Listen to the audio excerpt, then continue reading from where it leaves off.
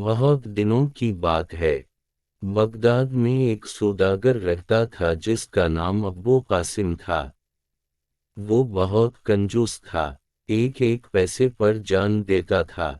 ابو قاسم کے پاس روپوں کے ڈھیر لگے تھے، وہ انہیں روز گنتا اور بہت خوش ہوتا۔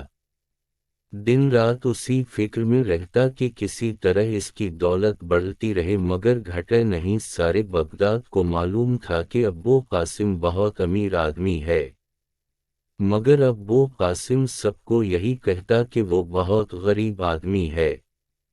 وہ روکھی سوکھی کھاتا تھا، اس کے کپڑوں پر جگہ جگہ پیوند لگے ہوئے تھے اور اتنے گندے ہوتے کہ دیکھنے سے ہی گھن آتی تھی، اور اس کے جوتے، توبہ توبہ، جوتے تو ایسے تھے کہ دیکھنے سے بھی گھن آتی۔ بھکاریوں کے پاس بھی اچھے جوتے تھے، ان جوتوں کی اتنی دفعہ مرمت ہوئی کہ اصل چمڑا غائب ہو گیا تھا اور پیوند ہی پیوند دکھائی دیتے تھے۔ ابو قاسم کے دوست اسے کہتے تھے، میاں تم نے تو بھکاریوں کو بھی مات دے ڈالی، ارے بھائی اب تو نئے جوتے خرید لو، ان کی جان چھوڑ دو۔ ابو قاسم کہتا تھا، ابھی تو یہ بہت چلے گئے، پھینک کیسے دوں؟ تو ابو قاسم یہی جوتے پہن کر روزانہ بازار جاتا تھا، پرانا مال بیچتا اور نہ خریدتا اور خوب نفع کماتا تھا۔ اس کی دولت بڑھتی جا رہی تھی۔ ایک دن ابو قاسم نے بہت سی شیشیں خوبصورت سی نازک سی خریدیں۔ پھر اس نے بڑھیا عطر خریدا۔ ابو قاسم شیشیں گھر لے آیا اور عطر بھی۔ اس نے شیشوں میں عطر بھرا اور خوش ہو کر بولا، آہا، یہ عطر بیچ کر خوب منافع کماؤں گا۔ اسی خوشی میں اس نے سوچا کہ آج کسی شاندار حمام میں غسل کرنا چاہیے۔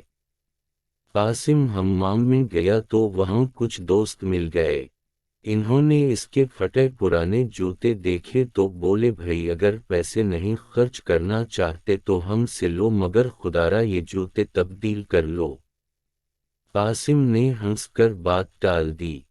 پھر اس نے جوتے اور کپڑے اتار کر ایک طرف رکھ دیے اور غسل خانے میں گھس گیا۔ اتنے میں شہر کا کوتول حمام میں نہانے کے لیے آ گیا۔ اس نے بھی کپڑے اور جوتے اتارے اور دوسرے غسل خانے میں چلا گیا۔ ابو قاسم غسل کر چکا تو باہر نکلا اور کپڑے پہننے لگا۔ اب جو اس کی نظر جوتوں پر پڑی تو ہکا بکا رہ گیا۔ اس کے پھٹے پرانے جوتوں کے بجائے بالکل نئے جوتے رکھے ہوئے تھے۔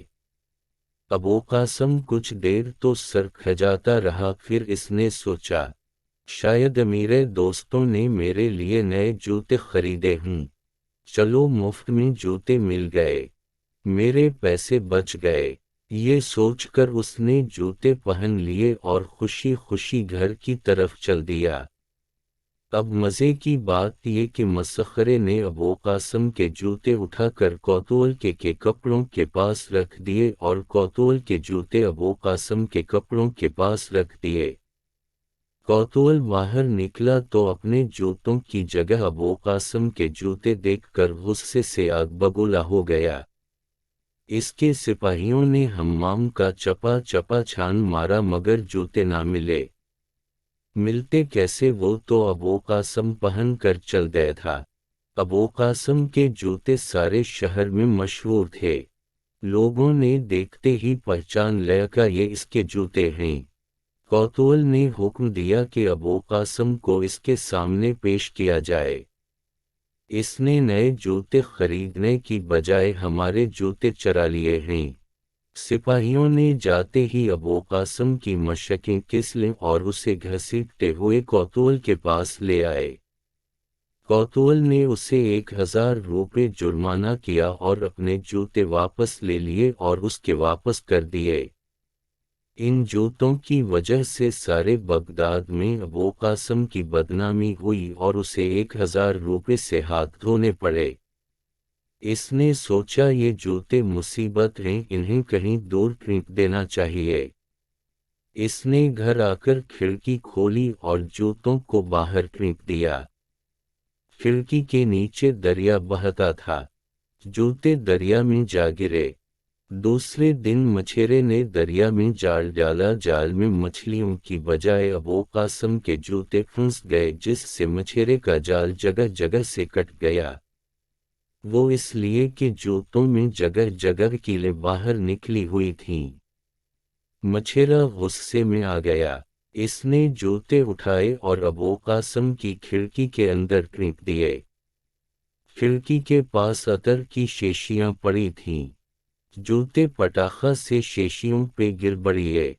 शीशियां फर्श पर गिर कर चोर चोर हो गईं और सारा अतर भी बहा गया।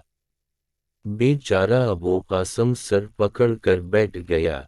इसका सैकड़ों का नुकसान हो गया था। अब तो उन जूतों की शक्ल से नफरत हो गई थी।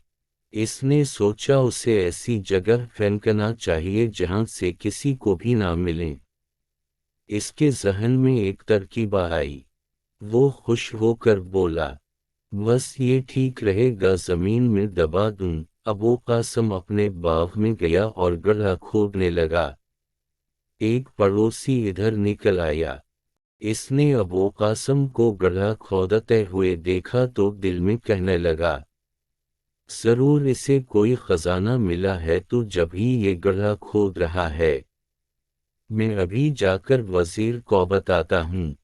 बादशाह का हुक्म था, जब किसी को खजाना मिले तो फौरा हुकूमत को खबर कर दे, वरना सख्त सजा मिलेगी। वजीर ने अबू कासिम से पूछा, बताओ खजाना किधर है? अबू कासिम ने कहा, हुजूर खजाना कैसा? मैं तो अपने जूते जमीन में गाड़ रहा था। वजीर बोला, कोई जूते भी जमीन में गाड़ता है। जरूर तुम्हें कोई खजाना मिला है। सच सच बताओ, वरना ऐसी सजा दूंगा उम्र भर याद रखोगे।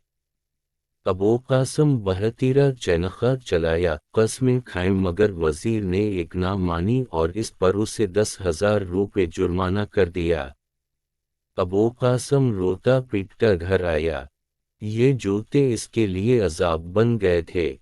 उनकी वजह से उसे हजारों रुपए का नुकसान हो गया था। वो चाहता था कि उसे ऐसी जगह फेंक दे जहां से कभी भी ना मिल सके। दूसरे दिन अबू कासिम सुबह सवेरे निकला और दूसरे शहर चला गया। यहाँ एक तालाब था। अबू कासिम जूते तालाब में डाल दिए और इस वक्त तक इन्हें देखता रहा जब तक वो मुकम्मल डूब ना गए। तब उसने सुकून का सांस लिया और घर गिरा ली। लेकिन वो तालाब कोई मामूली तालाब नहीं था। इस तालाब से पाइप के जरिए बगदाद को पानी जाया करता था और यही पानी सारा शहर इस्तेमाल करता था। अबू कासिम के जूते बहते बहते पाइप तक पहुंच गए और असमी ऐसे फंसे कि पाइप का मुंह बंद हो गया। इस दब बगदाद वालों को पानी की एक बूंद नसीब न हुई। सारे शहर में शोर मच गया। लोग जुलूस निकालने लगे। बादशाह के सिपाही दौड़े दौड़े तालाब पर गए। 2 आदमी किश्ती में बैठे और तालाब खनगाला तो उनके हाथ अबू कासिम के जूते आए। सिपाही देखते ही पहचान गए कि ये अबू कासिम के जूते हैं। इस दफा अबू कासिम को 1 महीना जेल में रहना पड़ा और 10,000 रुपये जुर्माना अदा करना पड़ा। इसके बाद उसने सोचा जूते जला दिए जाएं, लेकिन जूते गीले थे तो वो इन्हें सिखाने के लिए छत पे ले जा रहा था। इसके साथ उसका कुत्ता भी था। नीचे बादशाह सलामत की सवारी गुजर रही तो कुत्ते ने जूते को ठोकर मार कर नीचे गिरा दी। जूता बादशाह सलामत के सर पर जा लगा तो सिपाहियों ने उसे गिरफ्तार कर लिया। इसको 2 साल की कैद की सजा हुई और 60,000 रुपये जुर्माना। अब अबू कासिम ने बादशाह सलामत को सारी कहानी सुना डाली और सजा कम करने की दरख्वास्त की। बादशाह ने इसकी सजा मुआफ कर दी। अब अबू कासिम बालअकल कनगाल हो चुका था।